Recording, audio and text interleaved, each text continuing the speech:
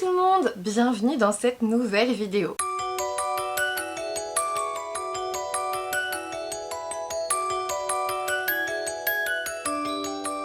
En ce jour de Saint-Valentin, j'ai décidé que j'allais poster une vidéo mardi au lieu de mercredi. Je vous souhaite à tous une très bonne Saint-Valentin, que vous soyez tout seul ou à deux. Le plus important, c'est de prendre soin de vous. Si vous êtes à deux, prenez soin de l'autre aussi, mais le plus important c'est de vous sentir bien aujourd'hui, je dirais. Aujourd'hui, j'ai décidé de vous parler de mes romances, en tout cas de mes histoires d'amour favorites, de vous conseiller en fait certaines histoires d'amour qui ne sont pas forcément des romances. Pourquoi est-ce que j'ai pensé à ça? C'est parce que moi, historiquement, trop bizarre de dire ça comme ça, moi, historiquement, je ne lisais que des romances. Lorsque j'avais 15-16 ans, je ne lisais que de la romance, vraiment que ça, Harlequin et tout. Harlequin Poa, tu vois. À ce moment-là, il n'y avait pas Hugo Roman quand j'avais 15 ans. Sinon, je pense que je les aurais lus aussi et certains auraient été problématiques à cet âge-là, probablement. En tout cas, c'est ce que je vois actuellement. Mais c'est vrai que les Harlequins, ça allait assez vite, tu vois. Enfin, même les scènes olé olé, c'était ils s'allongent sur le lit et hop, paragraphe suivant, on est ailleurs, tu vois. Ça allait, c'était plutôt tranquille ce que tu disais en tout cas. Mais c'est vrai que je reste toujours attachée à ce genre qu'est la romance et je vous avoue, sans détour aujourd'hui, qu'un roman de fantasy ou fantastique sans romance, en général j'ai un peu de mal à accrocher, ça sera forcément pas un coup de cœur. J'ai toujours besoin de ce côté un peu romantique, de ce côté un peu attachant dans un roman, peu importe le genre. En thriller non, en thriller ça va. Même si j'aime bien quand elle flirte un petit peu avec le voisin. Mais en thriller, j'arrive à m'en passer. Mais vraiment en fantasy, fantastique, j'ai l'impression qu'il manquait un truc quand je dis un romance en romance.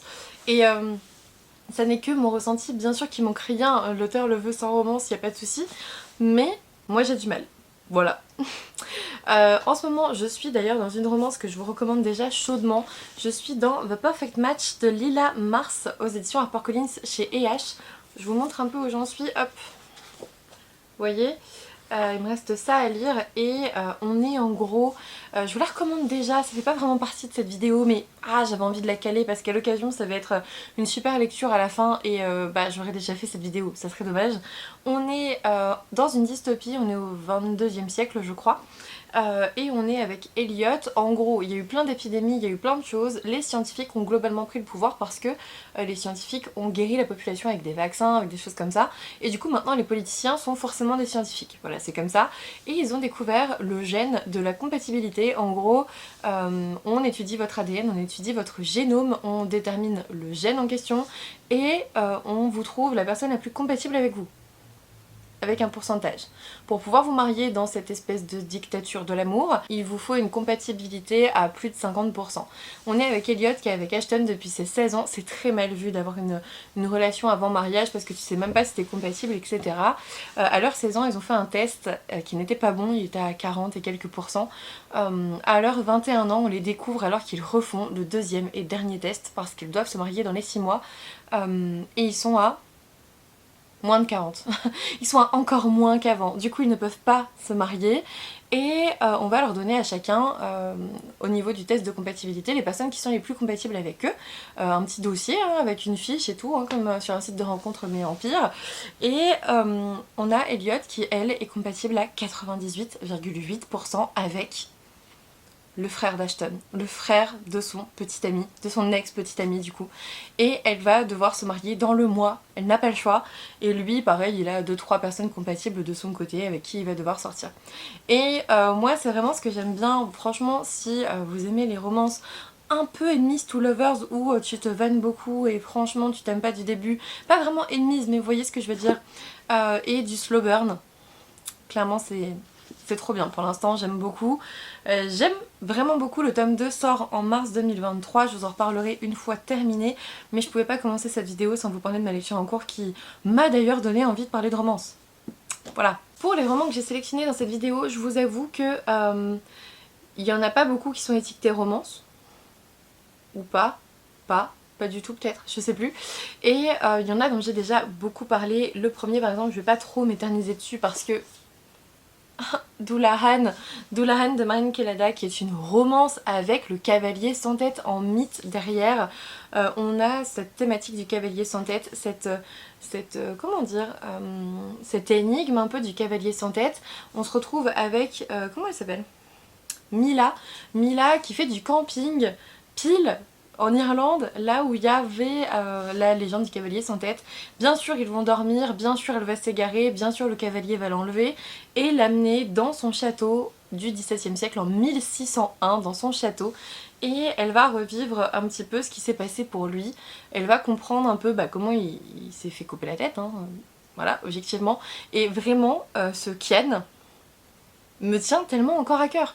C'est là que je me dis, mais cette romance, elle m'a marqué de fou parce que ce personnage masculin, je m'en souviens encore comme si je l'avais lu hier, alors que ça fait plus d'1 an et que j'ai très envie de le relire.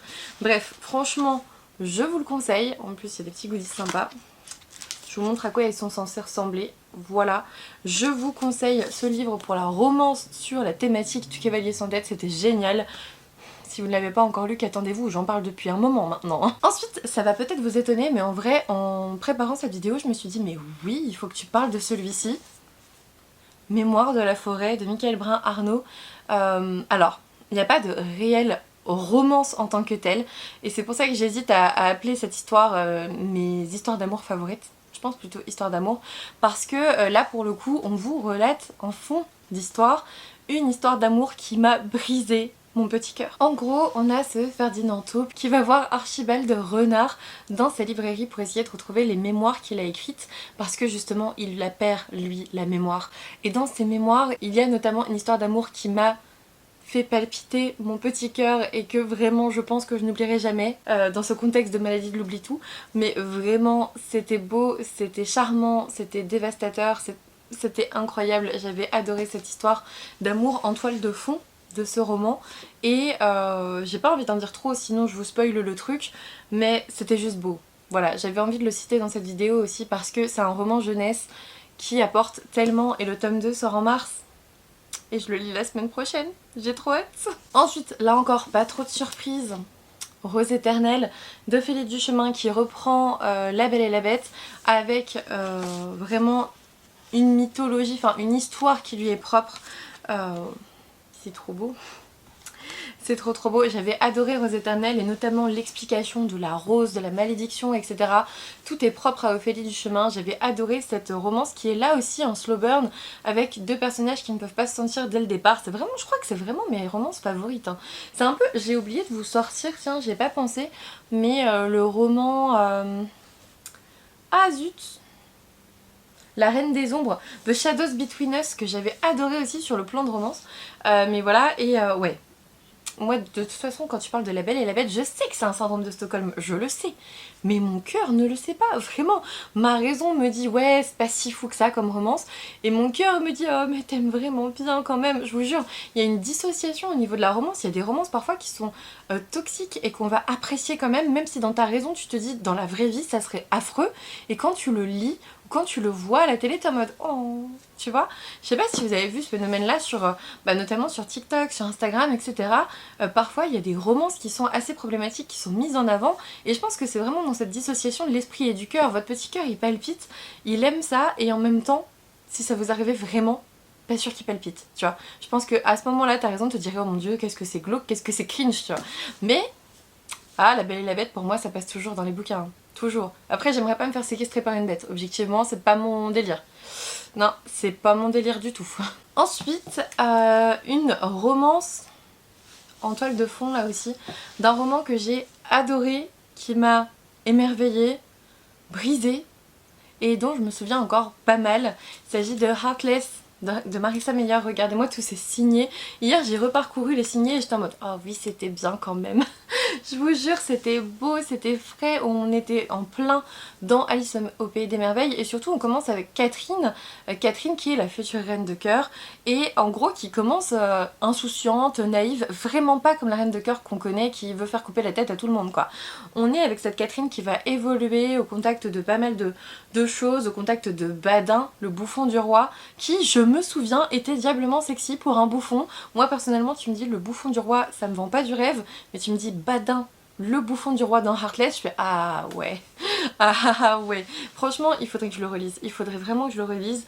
J'avais fait une vidéo coup de foudre sur ce roman sur YouTube. Vous pouvez la retrouver cette vidéo, d'ailleurs ça m'a fait trop rire de la reparcourir un peu hier. Je ne ressemble plus du tout à ce que j'étais avant, c'est assez marrant. J'ai un peu changé, c'est drôle parfois de revoir tes anciennes vidéos et t'es en mode ah, je m'exprimais comme ça. Ah, je me coiffais comme ça, je te jure, c'est assez marrant. Mais ouais, une romance que j'ai beaucoup aimée, même si ce roman m'a brisée, même si ce roman m'a fait passer par 10 000 émotions et que c'était compliqué, mon dieu que je ne regrette pas de l'avoir découvert. Et vraiment, peut-être pas pour la romance, mais rien que pour son histoire, pour les références à Alice au Pays des Merveilles et tout ça, je vous le recommande chaudement. Surtout si vous avez aimé les Chroniques Lunaires, ce roman est fait pour vous, c'est sûr. Je pouvais pas faire cette vidéo sans parler d'eux. C'était pas possible, ils m'ont pris mon année 2022 au niveau romance. Alors moi j'ai continué sur Webtoon, je n'ai que le premier tome en papier, mais franchement, c'est saut 2022, leur Olympus, et en tout cas la romance entre Hadès et Perséphone qui ne sont pas oncle et nièce, et ça n'est pas Hadès qui kidnappe Perséphone, d'accord? C'est important de le dire. Mais cette romance entre Hadès et Perséphone dans l'Olympe, avec toute cette mythologie derrière, avec tous les autres dieux derrière et tout, mais mon dieu qu'est-ce que c'est bien. Et je pense que de là a découlé plein de romans sur Hadès et Perséphone, sur la reprise de cette histoire qui à la base n'est pas réellement une histoire d'amour, mais plutôt une histoire de contrainte. Mais vraiment c'est beau, je vous incite à le voir, je vous incite à le découvrir sur Webtoon, c'est gratuit et au moins vous ne paierez pas 25 € le tome. Moi je vous avoue que j'ai que le tome 1, les autres je ne désespère pas, un jour je les trouverai en occasion, j'en suis sûre, un jour, mais vu le peu d'épisodes qu'il y a dans un tome, voilà, je suis beaucoup plus loin que tous les tomes déjà sortis en papier sur Webtoon. Il faudrait que je reprenne d'ailleurs parce que j'adore, et Hadès c'est un petit chou, franchement c'est tellement un de mes book boyfriends, mais tellement, il est trop mignon, t'as envie de lui faire des papouilles comme ça au niveau de ses joues, vraiment il est... J'adore cette romance entre Hadès et Perséphone. J'avais lu une autre BD sur une romance d'Hadès et Perséphone qui était horrible, vraiment je vous conseille ce Webtoon, c'est génial. Voilà, c'est génial. J'ai pas encore lu Hadès et Perséphone chez Hugo Roman, mais ça ne saurait tarder, je l'ai aussi. Et ensuite j'ai envie de vous parler de deux romances pour terminer cette vidéo qui changent un peu d'habitude et aussi qui sont auto-éditées et d'auto-édition de qualité. Pour La Porte du Roi, Liberté entravée, le tome 1 de Lisa Schneider, on est avec cette esclave qui s'appelle Eysan. Eysan, c'est l'esclave de la reine meurt, elle arrive au service du prince Shahin, le prince Shahin avec son beau commandant, etc. Shahin est magnifique, le commandant est magnifique, il y a un triangle amoureux, ça il faut le savoir. On est quand même avec une esclave et un prince et un commandant, et bref, en tout cas cette histoire d'amour est franchement réussie, c'est beau, c'est bien fait dans un roman de fantasy qui est complet avec un univers super intéressant. Et tout ce que je vous dirais c'est que j'ai apprécié le dénouement, j'ai apprécié la fin, j'ai tout apprécié dans ce roman. Je crois que je vous en ai même pas parlé sur YouTube à part en vlog parce que j'ai pas fait d'update lecture depuis très longtemps et que c'était genre une résolution 2023 que je vous ai pas dite, mais j'avais dit en 2023 tu reprendras tes update lecture réguliers. Il n'y en a pas encore eu en 2023, mais ça ne saurait tarder. Je vais essayer d'en mettre un en fin de mois, début mars, nous verrons bien. Mais vraiment, la trilogie de La Porte du Roi était vraiment superbe. J'ai tout adoré. En fait, si vous aimez les dramas coréens, avec les intrigues de cour, avec ce côté un peu harem avec les concubines, etc. Parce que là, on n'est pas en Corée, hein. On est plutôt dans un empire perse. Voilà, ça fait plutôt un empire perse de fantasy. Et si vous aimez un peu les intrigues de cour, un peu les intrigues de drama coréen, cette trilogie va vous plaire de fou. C'est sûr, j'en suis certaine, moi c'est exactement l'effet que ça m'a fait. Et j'ai tellement aimé que de octobre à décembre, j'ai lu les 3 tomes. J'ai lu la trilogie comme ça, en suivant. Incroyable, un truc que j'avais jamais fait avant quoi. Et enfin, dernier roman dont je voulais parler dans cette vidéo, il s'agit de Le Murmure des Abîmes de Lydia Roslington, pareil auto-édité. Regardez-moi cette couverture splendide. On est avec Astra qui vit en exil depuis que le roi a fait exécuter son père, sa mère et ses 3 frères. Elle va être appelée à la cour pour devenir l'héritière et il va y avoir une romance avec quelqu'un. Je peux pas vous le dire. Enfin, je peux vous le dire mais ça va vous spoiler un petit peu. Il y a une romance que j'aime bien, une romance un peu interdite, parce qu'elle peut pas être avec lui, elle est l'héritière du royaume et comme vous le savez, les princesses, les héritiers doivent se marier pour des arrangements politiques. Et c'est pas ça qu'elle veut, elle. Et en plus, elle était pas censée être héritière, elle est censée être fille du traître. Bref, j'adore. J'aime beaucoup cette histoire d'amour. En tout cas, j'ai beaucoup aimé ce roman dans sa globalité, que ce soit pour l'univers, les personnages, mais aussi cette histoire comme ça en fond derrière. Voilà, je vous le conseille aussi. Il y a quelques coquilles au niveau orthographe, mais sinon le reste, pépite. Le deuxième tome, qui est le dernier tome de ce diptyque, sort en mars. Donc on n'a pas beaucoup à attendre. C'est comme pour The Perfect Match, c'est trop bien, en mars, je sais déjà ce que je vais lire. Voilà pour ces histoires d'amour qui ont fait palpiter mon petit cœur ces 2-3 dernières années. Globalement, j'ai pris des livres pas mal récents parce que je me souviens encore très bien de ce qu'ils m'ont fait ressentir, sauf Heartless que j'ai dû lire, je sais plus, en 2017-2018, vraiment ça fait un moment, mais c'était tellement bien que le souvenir est encore très présent.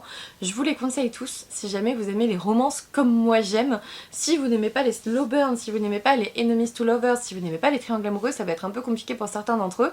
Je vous les précisais à chaque fois, donc il n'y a plus qu'à faire votre choix. J'espère en tout cas que cette vidéo vous a plu. N'hésitez pas à me laisser un petit commentaire avec vos romances préférées ou avec vos histoires d'amour préférées. Franchement, j'ai hâte de lire ça. Si vous avez des recommandations de slow burn, d'enemies to lovers que je devrais découvrir, s'il vous plaît, donnez-les-moi. Je recherche ça vraiment, et comme des fois je sais vraiment pas comment va être la romance, souvent je suis déçue et du coup j'y retourne pas trop, alors que c'était mon genre de prédilection il y a trop longtemps maintenant pour que je dise les années, mais mais voilà, n'hésitez pas à me donner tous vos conseils en commentaire, je les prends avec grand plaisir. N'hésitez pas à me laisser un petit pouce bleu, à vous abonner si ça n'est toujours pas fait, et puis moi je vous dis à bientôt pour une nouvelle vidéo.